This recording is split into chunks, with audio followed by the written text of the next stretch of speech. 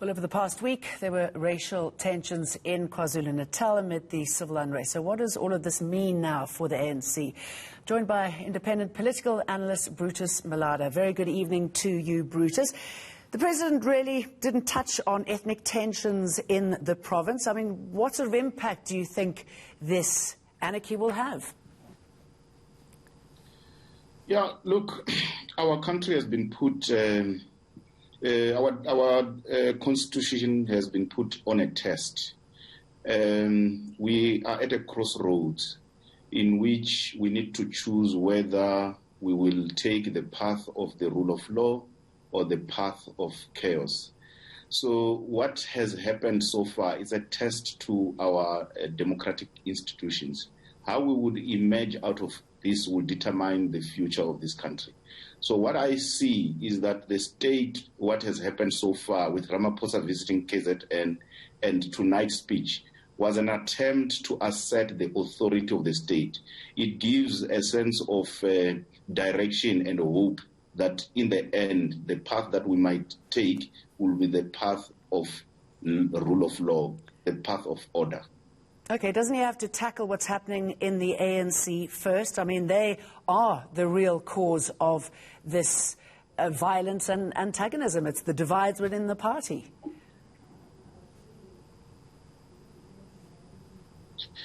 Yeah, well, this is a problem that should have been tackled from the beginning.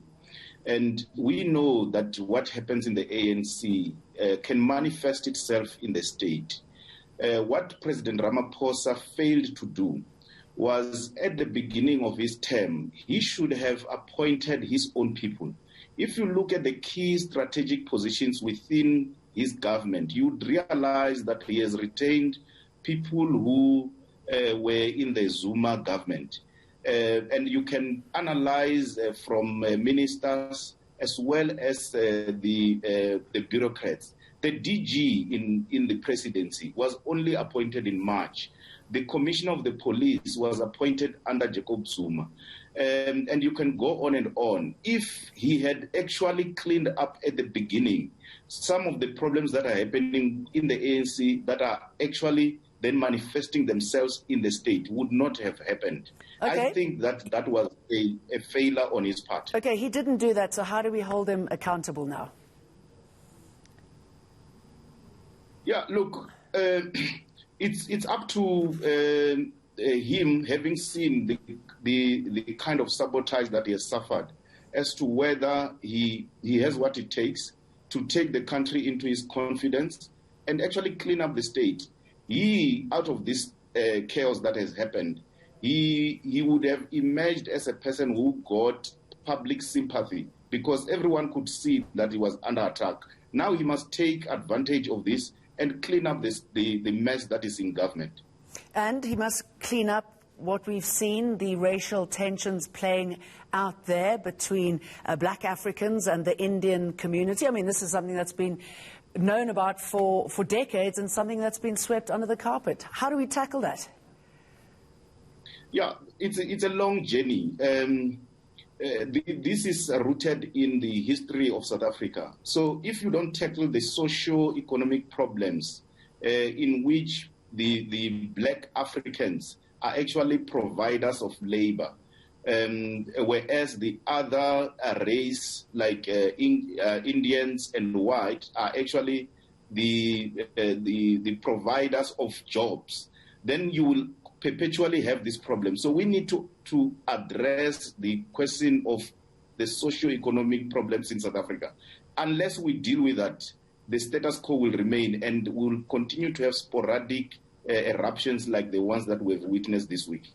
All right, we've seen addresses in English, we've seen the turmoil in the Zulu royal household. Do you think it could have been tackled differently if the former king had been around? Do you think he would have had the power to ask for calm?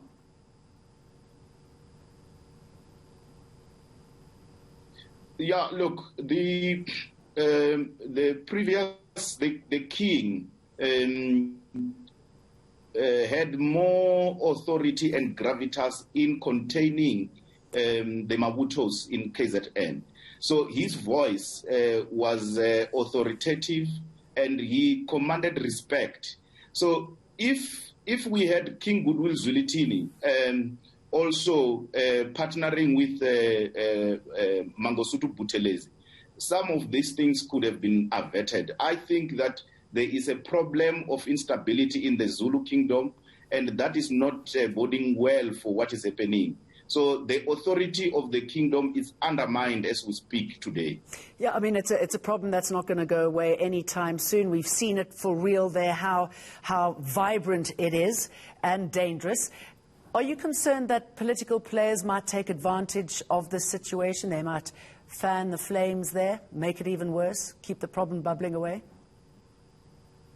That's what we have seen. You would have seen that we were not getting a united voice from KZN, from the people who willed influence in KZN. You would have seen that Mangosuthu Buthelezi was animated by what was happening. But the people that have been mobilizing on the other side, they are the Mabutos whom Buthelezi actually disowned. So it shows that there is actually a division in KZN in terms of the people that willed influence. So until those challenges that are happening in the kingdom are resolved, we will continue to have what we have witnessed over the past few days. Right, good to talk to you, Brutus Malada. Thank you very much.